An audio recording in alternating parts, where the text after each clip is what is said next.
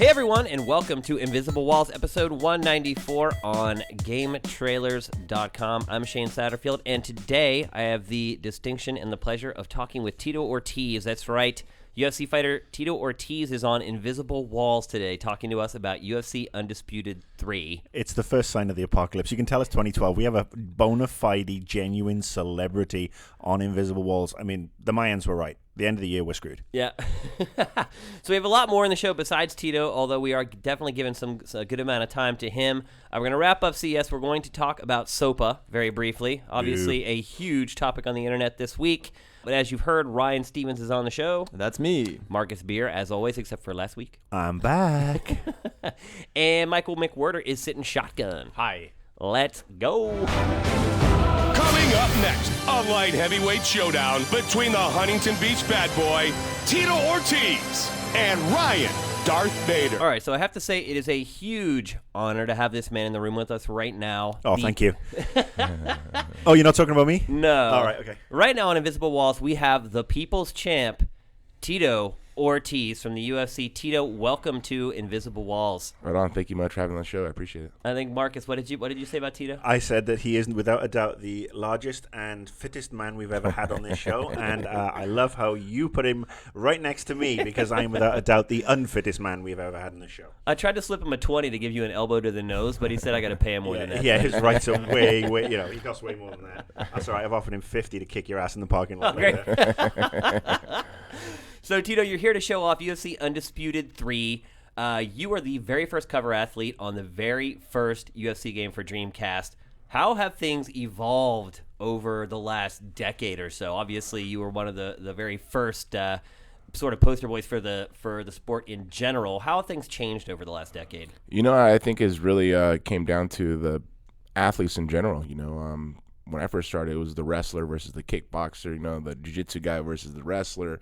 Now it's mixed martial arts. It's guys who know everything. They know the wrestling, they know the kickboxing, they know jiu-jitsu, and it's well-trained athletes that compete against each other. So you see the beginning when it first started, you know, you got one-dimensional fighters who would fight other guys who were sometimes two-dimensional and wouldn't succeed against them. Now it's guys who they know their jiu-jitsu, they know their boxing, they know their kickboxing, and to transition that stuff onto a video game was just amazing to see. From the first Dreamcast that happened, you know, guys are just throwing punches and takedowns and kicks. You know, now they're throwing elbows, flying arm bars, flying triangles, and it's amazing to see how they can, you know, do the transition from in the cage into a video game.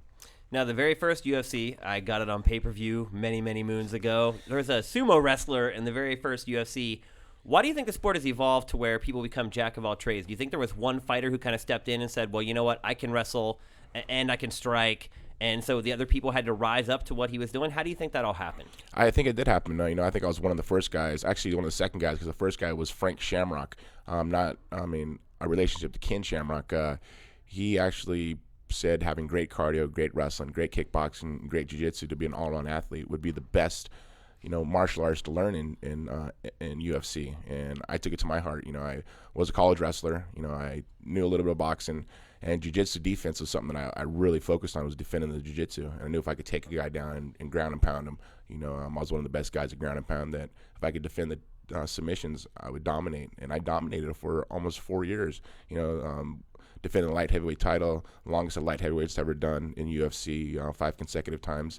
And I think just putting that next step, it made all the other fighters go, what is Tito doing to be as good as he is? And it's being a well-rounded fighter. Do you think that'll ever happen again? Do you think we'll ever have a champ that sort of defends the title for 4 straight years and as many times as you did? I think there's a guy right now that's on his way of doing it, Johnny Bones Jones. He's an amazing athlete. I watched him fight, and just each time he just gets better and better and better. Is he the next generation of MMA fighter, you think? 100%. You know, a guy who's very well-rounded with a wrestling pedigree underneath his belt, along with Muay Thai kickboxing, and his jiu-jitsu skills are good enough. Like I say, to defend the submissions is very important, because if you could strike a guy who's on the ground, that's the most dominant position. Is he a good guy? He's a great guy. Is that important in the UFC, that you're a good dude, or is that irrelevant? I think it's irrelevant. You know, there's the bad boy image that I've portrayed for such a long time. Which you just recently got away from. You're no longer called the Huntington Beach bad boy. Yeah, you know, I think it's just keeping my life in a positive environment. You know, of course, for myself and for my kids. You know, as my sons get older, you know, they're like, "Well, your dad's a bad boy," and it's like, I really wasn't. I mean, I was just trying to sell a fight. I talked smack on the guy who I competed against just to get in their minds, and it wasn't towards the fans at all. It was strictly just to, put a show on. I've always been a showman. I've had the charisma to carry me along, almost for 15 years now. Strictly in UFC. I never had an amateur career. I've been competing in the UFC since '97, and I've only competed in the UFC. I'm one of the longest competing UFC fighters, one of the longest reigning champions, and one of the fighter who has the most time in the octagon. Now, one of the big updates for UFC Undisputed 3 is Pride. Like you just said, you never fought in Pride. It's been tough for a lot of Pride fighters to come over and be successful in the UFC. Only a couple have really done it. Rampage, obviously, is one of them. How do you feel like this is going to change the game? Do you feel like people need an appreciation for what Pride has brought to the table? And do you regret never fighting in Pride?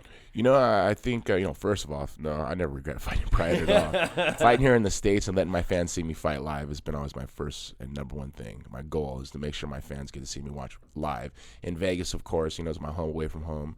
I'm a kid who was born and raised in Huntington Beach. But to go to Vegas and compete in, the mecca of combative sports, it's awesome to see. And to see the rules put into this new UFC game where you're allowed to put Pride rules into it, a lot of fighters wouldn't have a longevity career if it wasn't for UFC rules. Knees to the head, knees to the Pride. head, soccer kicks. You can understand, when I first competed in UFC, I was allowed to knee to the head, and I cut guys wide open from it. And so when they took it out, I was like, dang. But now it's like, all right, I guess I understand it. And not bringing soccer kicks, because there's not much technique to soccer kick someone in the head when they're down. Yeah. So really want to make this all-around sport where it's not a barbaric, brutal beatdown. It's competitive, fighters, and you're set among a few set of rules where you got to compete within those rules, and that's what makes it a sport. What do you think, as far as MMA games are concerned, has been the biggest evolution from that first game where you were the cover athlete to UFC Undisputed 3? What do you think they best represent from the real sport now that they couldn't do before? I think putting in the training that we do prior to a fight. People can understand it's not about the fight in general. It's never about the fight. It's the training you put into it is what the fight becomes. We don't get paid to fight. We get paid to train. And the training was very hard on the body, brutal on the body. It's just, I've only had my injuries were from in training. Yeah. My injuries were never in the cage ever when I fought, ever. And through a 15-year career that I look at it, that the game has changed from the beginning, where they didn't have any tutorials of learning the training in general. Now they're showing it with flipping the tires and sparring and stuff like that. It's awesome to see. You're able to build a fighter like that. Do you think a game like this can be sort of a gateway to get people into the real sport? And what would you want those people to take away from this game to appreciate in the real sport? I really think if they get a chance to get in the sport because of this video game, they see what the realistic things we do in the cage or in training, and if they try to mimic those type of things in their gym, it's possible to happen. They see a guy doing a triangle on an armbar going, what is that? How do I do that?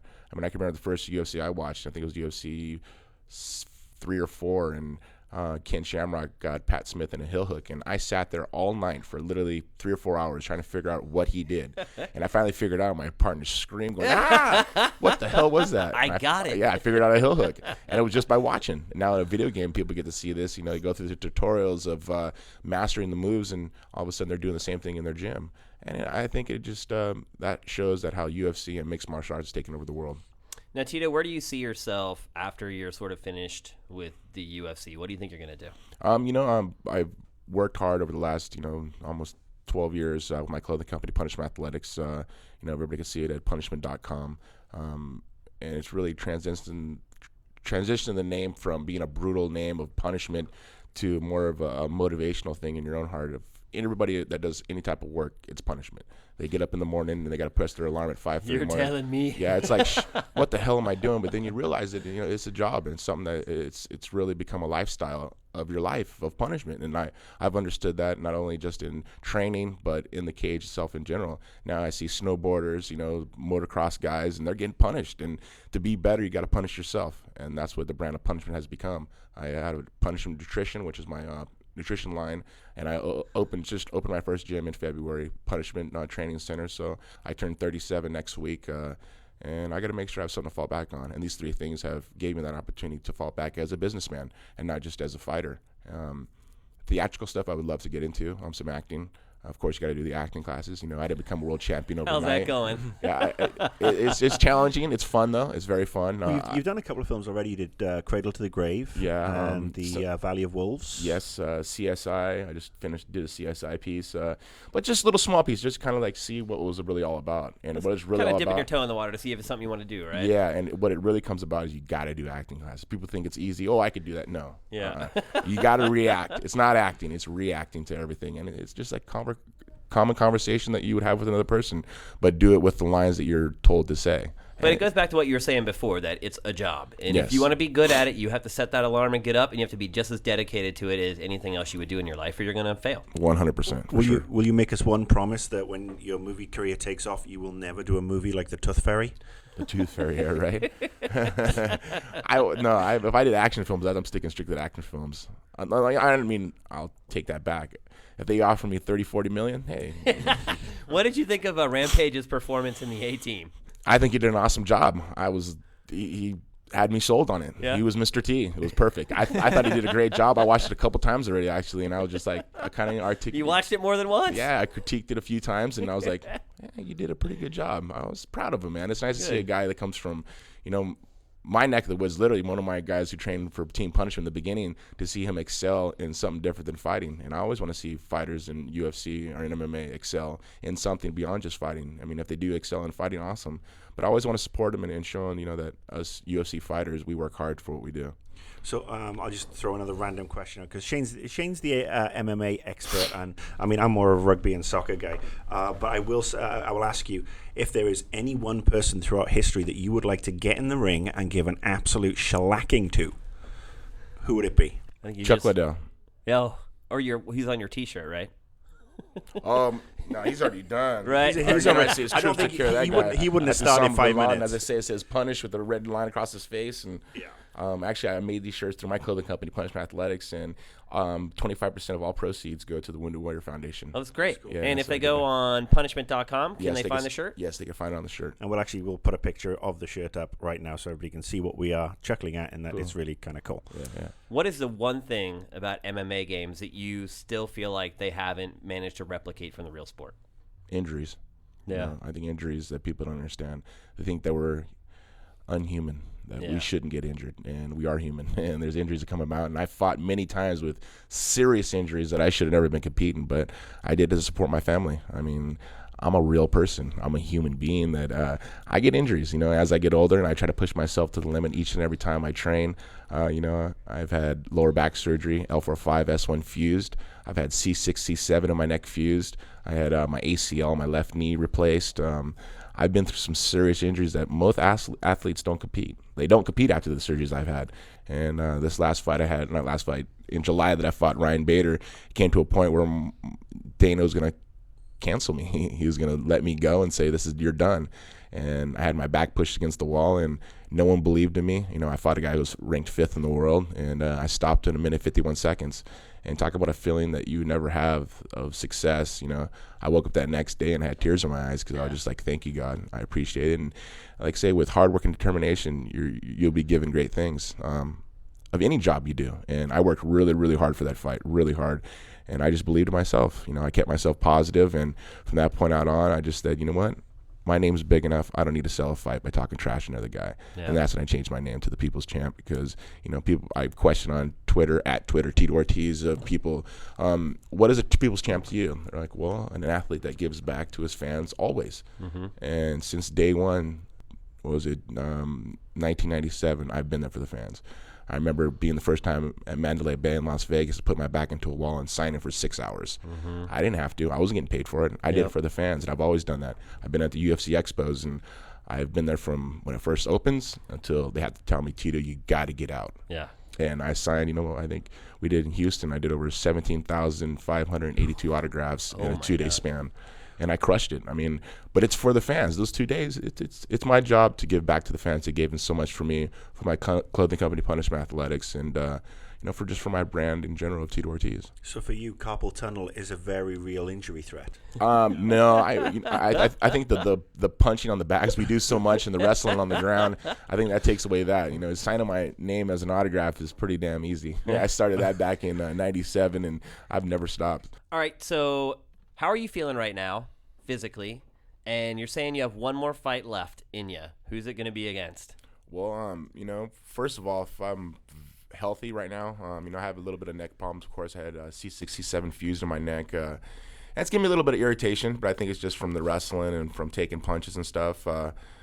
And people think, you take mini punches and you're not be able to take those same punches. And, I've been lucky enough where I haven't been knocked out unconscious. I've been dropped a few times to the body. But I have a really hard head. Of course, a lot of my fans know I have a very big head. But I think I'm ready to fight my one last fight. My goal is to compete in the UFC for 15 years. I got to think about my future of my kids. I got 3 boys I got to look out for, and I want to be able to go for a jog with them or even throw a football with them, right. Or a baseball. And I think that really what has solidified my idea of retiring finally. I'm going to be 37, as I say. I've been competing for 15 years. May 30th will be the date. That'll be 15 years that I've been in the UFC. Wow. And hopefully I'll be fighting in July, so we're going to see what happens. And the opponent has yet to be set. But I would love to fight against possibly Forrest Griffin, just because we had a battle back and forth the last 2 split fights. Right now, right? You guys both won one fight. Both won one fight apiece, and I think there's some history set on that. Chuck Liddell's retired, so he's not coming out of retirement. And there's no one else to really, catch my eye. I think Forrest is a great guy, and I think he deserves the opportunity to fight me for my last fight. All right. So, I just want to, before we set the mics up and everything, we were talking about. You were talking about your son, who said he wants to be a world champion one day. But I think you need to share with everybody who's listening the deal you have with him, because I think it's an example of really just great parenting.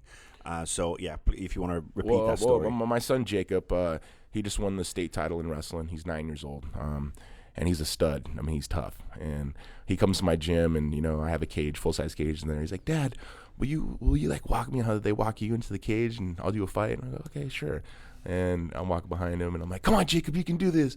And he has, a made-up guy he's wrestling against. He's like on top throwing elbows, and he looks just like me. It cracks me up. He's 9 years old.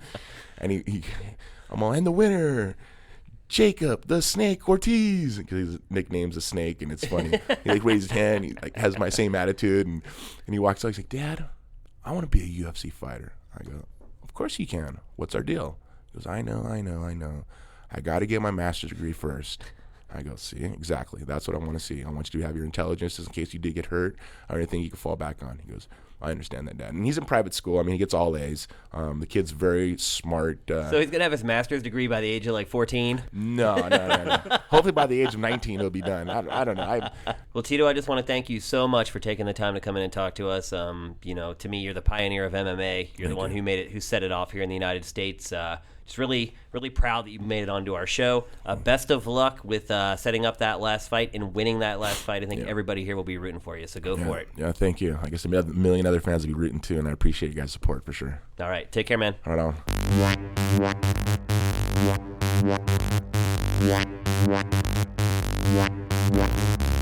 All right, so Marcus is back from CES. And so is Ryan, and so is Michael. Right, they went to CES too. Cesspool. Yeah. Too easy. I made that joke last year.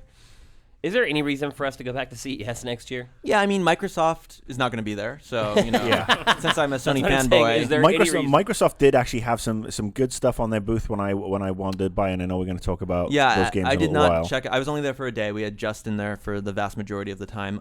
Publisher Square had some stuff. Capcom used to go. It's worth going. It's not worth maybe.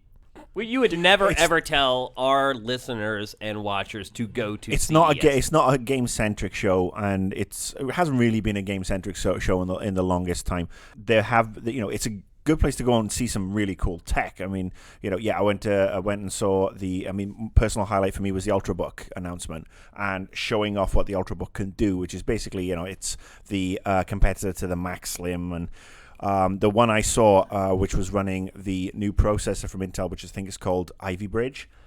This thing doesn't have a CD-ROM drive. It's a full-on notebook, web only, whatever. But it was running Rage, and Rage looked fucking beautiful. Wow. And it was no clipping, no frame drop, anything at all. They were running around in Rage, and I could have a little play as well, and it was really, really good. So I think this is a Problem good is thing. playing that game on a webbook. Well, no, you can still you Plug in your 360 controller. You got the USB ports if for a shooter, mouse and keyboard. You plug your mouse in. But the great thing is, even though it doesn't have a CD-ROM drive, I mean, this is where Steam and, dare I say, Origin come in phenomenally useful, because these things have really large hard drives, and they have really good processors that can now handle some kick-ass graphics. So, I'm surprised webbooks, any of that stuff has a CD-ROM drive at this point. Well, I You think don't need it. I mean, I have a webbook I've had for a couple years now. No drive, just a hard drive. I have had no problems. I mean, if you're using it just for the web, you don't need it. But with the advent of what some of these processors can do, just handling the graphics, because there's no additional graphics card in there like an ATI or an NVIDIA. That's what kind of blew me away, and the fact that they're all coming out around, I think, the $1,000 mark, fair chunk of change. But if you were going back to school in September and you want a web book that can also play games, this is a great thing for PC gaming. Hopefully, it means that we will get more great games coming back to PC, and they'll be downloaded via Steam. And you got to know Steam is loving that evolution/transition to disc-free. Yeah, I mean, they hit 5 million concurrent users this year. That's pretty much. And they were like maxing. They're at 4 all the time now, and it used to just be like 2.6 or something. Well, usually? I mean, and the great thing is that Nuts. now we're finally moving to this digital delivery system with PC that everybody's adopting it. It does make DRM a little bit tougher to crack, and it does make piracy less of an issue. Which we want to see piracy, and we'll talk about sober a bit later. But yeah, I'm really excited for that. I was surprised. I mean, mobile was obviously the huge focus at CES. I was surprised at how many chip manufacturers and cell phone makers were pushing games. There's some good stuff there. I saw a lot of AR stuff where, cell phones again that are doing... That seemed to be the biggest story as far as games are concerned at CES, like AR. And it wasn't just... Everything uses it now. But it wasn't just the AR cards. I saw one that was an educational Sesame Street game, and it basically was a combination of AR meets Skylanders, where you had these little Bert and Ernie characters, and you'd put your tablet in front of them, and then they'd come to life. And as you move them around, Kids will lose their shit over something like that. But it's great because it was actually 100% educational, and that's what all the Sesame Street network's about. The other thing I really saw was kind of cool was there is a chip now that it can take any OpenGL game on Android and convert it to 3D. And it's a chip that they're putting into some cell phones, but also putting it to TVs, because that was the other big thing. TVs with Android capability, so you can stream all your Android apps up there. You can play your Android games. I mean, it was funny to see it because everybody's like, "Oh, this is the end of the hardcore console," and I'm looking at this game that looks like a PS1 game up on a big screen. Yeah. There were a lot of people getting very ballsy about the gaming space with regards to, this generation is probably going to be, the next generation of Xbox and PlayStation will be the last ones where you buy a console. It's all going to be we've been built hearing in. this every generation. Yeah, and right? this was from people who are either new to games or are noted for making audio chips for somebody for somebody's cell phone. Or they are those people who have a very vested interest in Sony and Microsoft not being able to make a console after the PS3 and 360. Yeah, which I've gone on record. We're going to go to the next generation. We'll go after that as well, because I think that there are so many things holding back having a TV that's a full gaming device, and that they don't have IP. Yeah. I mean, these Microsoft, Sony, and Nintendo have the games that people want to play. Well, Angry Birds will be on everything. Yeah, that's all you need. It already is. Well, I think if Activision start partner up with Samsung and start making their own TVs with Call of Duty built in, then you might see a say switch. that, but remember, for a while, Activision was contemplating making Guitar Hero into Consoles, a standalone. Yeah. So and I'm sure they have designs they've said that drawn before. up for that kind of stuff. Yeah. But no, I enjoyed it. I was there for a couple of days. Is it game centric? No. Is it something that could replace E3 for me? Not on a cat and hell's chance. But it's a good place to go especially if you want to see iPhone covers, especially the sparkly ones. And I shit you not, I saw pink sparkly iPhone covers that came with matching pink sparkly shoes for girls. Now, just for girls? It was just for girls. They didn't do them in size 11, so I was shit out of luck. So there were actually a couple games there that made a pretty big splash. I Am Alive is a game that we were kind of hyped on for a long time. The debut trailer was out there for a while. It looked really interesting. So I did play I Am Alive, and it is a little different from that debut trailer. And I talked to some of the guys working on that game who are at Ubisoft Shanghai, and they said, one of the reasons it is now a DLC game and not a big retail game is because, that debut trailer that they showed, they said that's a $50-60 million game. It's just that's a lot of course, a lot of. But that's why we were excited for it. But so this is a little bit of a smaller scope, and I think what they said to me at the show was that they looked at that trailer and they looked at what they thought might be the most interesting aspects of that trailer might be in terms of being an actual playable game. Water. And they tried to focus on some of that stuff. So I guess Darkworks was working on that title previously, and then Ubisoft Shanghai took it over. And so what they had at CES was they would let us play like the first 30 minutes of the game. What they had there was a full build, but it was a little rough, to be honest. You seen the footage of it? Yeah. Okay. So there's some like graphical stuff that's really not very attractive, but they said that this is not a final build, and they said that some of those things will improve. But in general, there is some ugliness to that game. What's very the setup brown. for the game? A natural disaster happened? What's the whole deal? There's some event, and they call it the event. So pretty clever stuff. Sounds like a sci-fi original movie. It's not the happening; it's the event. So there's some catastrophic event, and the protagonist, who is a nameless protagonist, had flown across the country for some reason, and now has it's taken him about a year to walk across the country to get home. And he's chronicling some of this adventure on a little handheld video camera, for which he still has batteries for. Yeah. So I was about to say, so the event didn't take out power or rechargeable batteries. Good for them. So the game picks up when he's kind of getting back to his hometown, and what I played started off with this very dangerous, precipitous walk across a destroyed bridge, and you're doing a lot of Uncharted style climbing up of ladders and across rafters and girders and all that stuff, and that was actually my favorite part of it. But there's a stamina bar. Yes, but that's the trick. And you're not like Lara Croft or Nathan Drake. You don't have superhuman unlimited stamina. You have a limited amount, and it drains as you climb or you hang.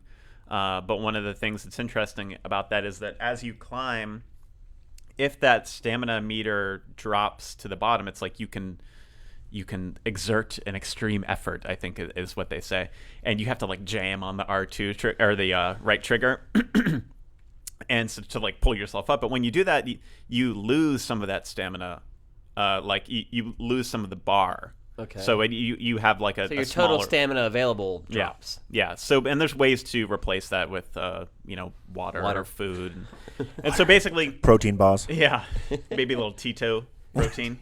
Tito-tine. Yeah.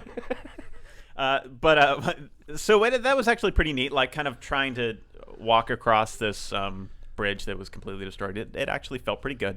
And then you get into the city, and then you come up against all these survivors and people who want to kill you as soon as they see you. But it had a real interesting kind of Silent Hill vibe to it. It was very foggy and kind of desaturated, and you pull up a map that comes up on screen, and you see like all these... as you come across like bottomless pits and obstacles, it draws in all these things on the map, and so you can see where you can and can't go. And anyway, your objective is to get to your apartment and try and reconnect with your wife and kid. I really liked parts of it. And it took him a year. This is a year after the event. Yeah. And you're hoping the wife and the kid are still Yeah, there. I in the know. house. It's A like little optimistic. Yeah. Yeah. I hope someone's fed my goldfish. there are a lot of things like that, a lot of like things that are like just kind Really? of take you out of it, and like this doesn't really make any sense except in the medium of video games in which Right. we are willing to forgive a lot of bullshit. Sure. And so one of the things that so outside of the platforming and traversal stuff, you do a lot of survival kind of combat. So I came up against a couple guys who, they were beating up some kid on the street and, I don't know, taking his food or whatever. And so I would occasionally come up against these guys, and I had in my inventory was a pistol with no bullets. So what you can do is you can draw your gun on these guys who approach you, and they'll be like, whoa, whoa, whoa, man, hey, let's just chill. I don't mean you any harm. Just put the gun down. And what's actually really funny is you can go up to these guys, and one of your commands is you can like just back them up. So you can put your gun in their face, and you back them up, and then you like back them up into these pits, and then you just kick them right in. And so it seems really silly because you're just like backing this guy up, and he's completely oblivious that there's this massive deadly hole sitting behind him. So you kick the guy in, he drops his machete, and hey, that's your machete now. Yeah. So Yeah. you can, yeah. So, I watched all the B-roll, and it seems like the game has a lot of cool ideas. They're just not completely implemented correctly. Yeah, Like so- in the B-roll, they point the gun at one guy, and he's like, "Whoa!" But then another guy looks a little tougher, and he's like, "I don't care," and he walks like right into your like line of sight, and you like shoot him in the head. Yeah, So it's so- like, oh, good AI, bad AI. yeah, so there's some real like hitchy AI things like. You can take out your gun and point it at two guys, and they'll be like, hey, no, don't shoot. It's okay. We're not going to hurt you. And then you put your gun away, and they charge at you again with their knives. And then you take your gun out again, and they say, hey, no, don't worry. We're not going to hurt you. This and is you gonna can be a keep doing comedy this over game. and over again.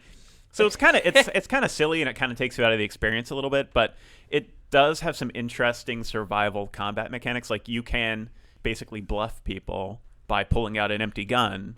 And you may I did expend one bullet at one point because I only had one. I shot a guy and killed him, and then I took his partner over to the nearest available bottomless pit and backed him up into it and kicked him in. And it was kind of silly, but you can do like these things like surprise kills, like you have your machete in your back or in your backpack, and as they approach you, you can just whip it out and slice their throats open or whatever. M-rated game, violent. Yeah, it's pretty violent. Yeah. All right, so now let's talk about Alan Wake. Was debuted at the Spike VGAs. I think it got a pretty good amount of hype from that, but then almost immediately it's shown at CES. It seems to have shown pretty well. From what I saw, and I'll be honest, I didn't get a chance to go hands-on because the line for both I Am Alive and Alan Wake was absolutely huge, and I didn't have appointments with Microsoft. But you got to play Alan Wake, didn't you? Yeah. Microsoft? Yeah, I played at CES. They had the arcade mode for Alan Wake. Alan Wake's American Nightmare. Yeah, it's like almost like a rampage mode where it's just like kill everything. It's guys Horde. coming Yeah, off- it was. it's It Horde was mode. like a variation on Horde mode, but it was interesting because it was like very survival based. So you have like limited ammo and you have limited batteries in your flashlight, and you can pick Now, up how does flares it and work? flashbangs. I mean, are the other people ghosts? They're the whatever those like creatures. black specters from Yeah. Alan Wake are. There's basically regular human beings of varying shapes and sizes, and so yeah, it's like I played the cemetery level, and so it says survive until the sun comes up, and you have like a handgun and you get a shotgun and a flare gun, and you can do it's Alan Wake gameplay, and a lot of the tricks that they put in there with pointing a flashlight at someone to disorient them and then shooting them in the face. But there are like a couple overhead lampposts that will shine for a little while, and you can go and it's like a safe zone. Be safe, yeah. Yeah, so it's basically like how long can you last in this thing? It is a horde mode, but it is kind of interesting because it's really scary. Like, what was really awful was that I was playing it and I was like totally engrossed, and then I'm like, okay, well I'm pretty much done, and then I look at the controller and it's just absolutely soaked with palm sweat, and I was like so embarrassed because this guy like has been waiting there behind me, and I'm like trying to like Wipe it on your subtly shirt. wipe it on my shirt, and it's just not coming off because I also dripped palm sweat all over the counter in front of me. Oh my god. So it's like that's disgusting intense, and yeah. embarrassing, but I'm like that's a pretty good testament to how well this plays. So it's a lot of fun, and there's a little bit of control hitchiness going on there, but I really liked it. I was kind of surprised. Did And you fight any of the new monsters? I saw the one that splits. I didn't see that. And Okay, and maybe part that of was it- in the story mode. We got some direct feed, but I thought that was pretty interesting. Basically, there's a guy, you shine a light on him, and he splits into two, so he's half as strong, but now you're fighting two of them, and you can keep splitting them and splitting. I don't know how far you What? can split them. So they get weaker, but then there's more guys attacking you. Whoa. So I kind of like that. That seemed pretty But interesting. how do you finally kill them? He doesn't have to be drained. Like usually you have to like peel off their dark membrane or whatever. You can just shoot them with bullets to kill Oh, this okay. guy. You But keep he's on splitting really them until strong. they're really small, and then you stomping them all. Then you inhale them. Like in Evil and they Dead. attack your lungs. Snort 'em. Yeah, it was the Evil Dead 3. Yeah. No, the only I like fought like regular guys with pitchforks and baseball bats and axes, and then one guy who was basically like a grenadier who like came and threw a bunch of explosive, I don't know what's at me, like sticks of dynamite or something. But The other, obviously, Sony were there as well, so that we can't be accused of being fanboys. Sony were there, and they Pimping the Vita. They were pimping the Vita, and I got to play the Oh, Unit 13. Unit 13. I gotta have some hands on that. And as somebody who didn't really like SOCOM, I actually find it quite engrossing. I had a little, a good couple of minutes with it, and I think they're doing it right. I mean, the Vita is a lovely piece of kit, as we discussed on bonus round last week. But I want it to do well. I just can't see it doing it. I mean, there wasn't the lines for the Vita that I expected. They had a lot of Vitas there, though. They did have at least 20. I think. They had 20, and everyone had one person playing on it, but it wasn't what I would have expected with 3, 4, 5 guys waiting. Well, it's also the first time the public has really been able to play it, so you would think it would be maybe a bit of a bigger deal. I mean, is there really a cooler gadget at CES than the Vita? I know there was some good Vita stuff there. I played Super Stardust Delta for the first time, and that plays great. They had some good stuff, and it's a good piece of kit. Yeah. It's just will it get the critical momentum that I know we'll find out in 3 weeks. I wonder what the pre-order numbers are looking like for that thing right now. Yeah. Oh, and can we talk about obviously the Spike CES Live All access. I know you CES. talked about the Reggie. Yeah. Because I didn't get to see that on the day. I didn't get to see it until I was actually watching Invisible Walls last week when I got home. What we really talked about was Eliza Dushku. Oh yes, well, yeah, She's a good dancer. Yeah. I had no idea why she was there, but I mean, Reggie was not. He was almost like a snake oil salesman last week. I was, really kind of. I just, stunned. He's ruled by Nintendo of Japan. They tell him he can't do anything. He's not doing anything. So his hands are kind of tied. But then the question becomes, then why go? Yeah, exactly. You can't tell a story. Why waste everybody's time? Can I give my quick favorite thing from CES? Sure. I got to talk to the Mad Catz PR guy, Alex. Oh yeah, he's that insane he's a dude treat, that was man. on our show. Yeah, and did you know that Marcus used to co-host a television show in England? I don't know if did not know hosting that. is the right word. I believe he was actually. I was the lead reviewer. co-presenter. I was the lead reviewer. I believe he was So acting. if anyone wants to Google Big Boy Barry and Game World, is it? It was Games World. Games Look, World. it's something I'm very proud of. I had a. You went to the Hacienda. You had some twins. You went to the Hacienda. New New Orders Club. That was my character. I played the lead reviewer who was called Freebie, who specialized in basically getting free shit left, right, and center. So not much has changed. Not much has changed, although this was, 16 years ago, and I hardly there even was, recognized you, by the way. If it wasn't for your voice, I don't think I'd. So you saw it as well? Oh yeah. Oh, I think I showed everyone. Oh, the whole world's gonna see it now. Yeah, I was like 50 pounds. No, it's lighter as awesome. well. It's awesome. Everyone should check it out. I had a Yeah, it's blast. funny. I mean, I got to play Donkey Kong Country before anybody else in the UK. I mean, it was fun at the time. It's something I'm very proud of. All right, so now we're quickly going to go around and talk about some of the big news stories of the week in the gaming industry. Obviously, probably the biggest story in tech period this week has been SOPA and the SOPA protests. I have to admit, I went on Wikipedia, or tried to go onto Wikipedia to find some information. It was blacked out, but it would show you the flash of the page before it went away. So I kept reloading the page, You trying have to to hit the escape key. It's like as soon as you see it load, hit escape, and you won't have to deal with the blackout button. We don't have to worry about that now because Yeah. it's back up. Right. But so it's become a big story around the internet. I've actually got some messages on Twitter from our fans asking, what are we doing about SOPA? Are we going to do anything? So I figured we'd talk about it briefly here on the show. So maybe Marcus is the better person to describe exactly what SOPA is and why it's such a huge topic right now. Well, I think the biggest, the idea behind SOPA is not a bad one because it's basically Stop Online Piracy Act. I mean, that's what it's all about, is stopping online piracy, which is a big issue for the games industry as well as, content producers like, GameTrailers. There's a lot of our stuff that gets ripped and posted on various other sites without, due credit or permission or anything like that. The problem with SOPA is that it was written by a bunch of politicians here in the US who, and I'm putting this mildly, wouldn't know their asshole from their elbow when it From came the to the Ethernet internet. port. Yeah, exactly. I mean, they obviously think the internet is still for just Porn. It's a series of pipes. Yes, because Yeah. everybody Tubes. apparently just downloads, movies and porn. And this is backed by Hollywood. It's backed by a lot of content producers. I think more worrying for me is that the Entertainment Software Association is backing SOPA unquestionably. I mean, they are not, they are basically 100% behind it. And as they are the guys who organize E3, and yes, games get pirated, and we don't want to see games getting pirated. No, first, put yourself in their position. So your constituents are people who create video games, publishers who sell video games, who are losing literally billions of dollars a year due to piracy. So if you're the ESA, what do you do? I would, if I was the ESA, I would basically get a bunch of experts together and have them work with the politicians to create a bill that tackles the online piracy of games. And, ditto with Hollywood.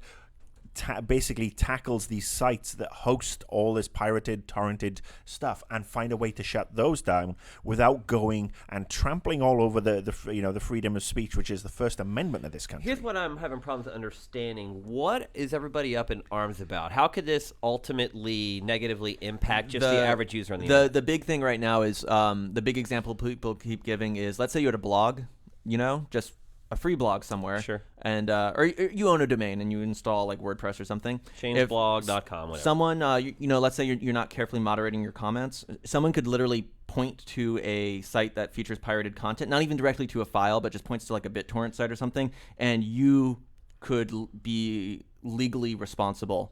For what random people are publishing, but because it's on your website. Now here's the other question, though, and it's poor legal language, and that's what people are really up in arms now, about. will they contact you and say, "Look, you need to take down this comment, and you have 24 hours to take it down"? No, they're not required to do that. They pull the plug. So it's not like DMCA stuff where they tell you to take it down, and you have a They pull reasonable the amount of plug, time. and you are gone. They can seize your domain. Yeah. So it could have implications to GameTrailers.com if Sure. some commenter. Now it hasn't passed, right? So they're kind of adjusting it right now. The White House came out last week and said that they are not going to support the act in its current form, and good. so it got kind of put on hiatus. But it's coming back next month. They're going to try and debate and change it a little bit, and then push it back. But it's not Well, it being sounds like changed the legislature enough. is trying to work with people to get it right. But yeah, they're well, not. actually, one of the co-authors of the bill has actually withdrawn his support for the bill itself In its current state. Yeah. Because I think a lot they're finally, some of them are finally realizing exactly, what's wrong with it. Congress and all the politicians should establish a working group and work with the various angles, work with the IP producers, work with the content manufacturers, everybody like that. The fact that my blog, which is a tiny pissant little blog, but if somebody posts in my comment section, like Ryan said, "Oh, this game was great, you can download it here," and I don't get to that in time, the fact that I could lose everything that I've put 2 or 3 years of work into, just like that, because some idiot. I think it's safe to say they're going to take that out, though. Well, you never know. Right. I mean, you never know, and that's the biggest thing. That's with kind of SOPA. a common sense deal there. It's a good idea, but it's so poorly written. They need to go and work with the Googles, the Viacoms. They need to work with everybody, because there's a lot of in this press case, behind it. Viacom is against Google. They're on different sides. Well, I'm saying Google is against it. Viacom, I think, is obviously for it, because obviously, again, their content pirated. Google has a slightly different take. And I'm saying work with both sides. Establish something that shuts down these sites in China that do a full site rip of GameTrailers. Or Canada. Wherever, anywhere where they do this shit. So it's got to be rewritten, and it's got to be rewritten. You can't have a bunch of people who know nothing about the online world writing a law. It's ridiculous. Now, based upon what I've read, sort of the big company that's against this is Google, correct? They're kind of like spearheading the whole thing. And that's because of YouTube, right? Because they realize if this passes, I don't know that they would have to shut down YouTube, essentially. Well, Google, Yahoo, AOL. I mean, the ISPs are all against it in its current state. And I think YouTube is obviously the big battleground, because there's a lot right with YouTube, but there's also a hell of a lot wrong with it. And this is where they need to look at YouTube as a prime example, where you can't post copyrighted material, and find a way to, for YouTube to police that better. Well, the problem with the whole YouTube thing is the way the laws are set up currently is people can come to GameTrailers, they can steal all our frickin' content. They do it every day. It drives me up the frickin' wall, because we spend a lot of money to make this content. Well, they go and they post it on YouTube under 10 different aliases or whatever. YouTube starts serving ads against our videos that we paid money to create and are generating revenue from our content. Now it is on us, for some reason, to hire a staff of people to go and look around on YouTube all day to make sure they're not making money off our content. That, my friend, is bullshit. Well, and that's where, again, this law is so, It's so lopsided. It needs to have, like I said, both ends. It needs to have YouTube, and it needs to have Viacom, and it needs to have Warner Brothers on one end and AOL, and they need to get together. They can't write this law and push it out in the next year. They need to spend the next 18 months figuring out how to execute it properly and how it's going to affect a lot of people, because freedom of speech is the one thing that you're supposed to have in this country above all and everything else. It's the First Amendment. Am I correct? Yeah. So, and to defend But is it that, legal to tell someone how to commit a crime, which technically piracy is? So if you're on a message board post and you're saying, hey, go here and download the new Mario game for free, you're teaching people how to commit a crime. I mean, exactly. But that sort of thing, when somebody goes and posts that on a message board, do you take down the entire site because some idiot does it? Or trust me, or do you go and say, all right, well, we need the IP address of the person who posted this, and let's prosecute that individual? I think that ultimately they'll get it right. I don't think it'll pass unless they do get it right. You have more faith than me in the current political system, because I think a lot of them have really no clue what the internet's about. Yeah, I'd agree with that. But I think if you have enough uproar over something like this, which seems to be the focal point, being able to have random users bring your URL down, I think ultimately even people who are 60 and 70 years old and not a part of the internet age will get that. They'll be like, look, we can't make them responsible for what some dumb Yahoo's doing. All right, that's it for episode 194 of Invisible Walls here on GT. Hope you guys have been enjoying our ultimate game preview. If you haven't noticed, today on our Facebook page, the poll went up for you guys to vote on your most anticipated game of 2012. Well, the votes are going to be hidden, so you'll have to wait until next week when we produce a video that shows off your picks. Make sure you jump on the official GT Facebook page and do that. Also want to mention, we talked to Tito today, which was awesome. A big hero of mine. I love that guy. We were a little less game-centric than we thought, but we have done another interview with Tito where we actually talk a lot more about the game. So make sure you check that out on the site. Also, just to pimp my two boys sitting here with me this weekend on Bonus Round, you will find Michael McWhorter and Marcus Beer, both on Bonus Round. So make sure you check that out as well. Hope everyone has an incredible weekend. We'll see you guys next week. Invisible Walls is up and out.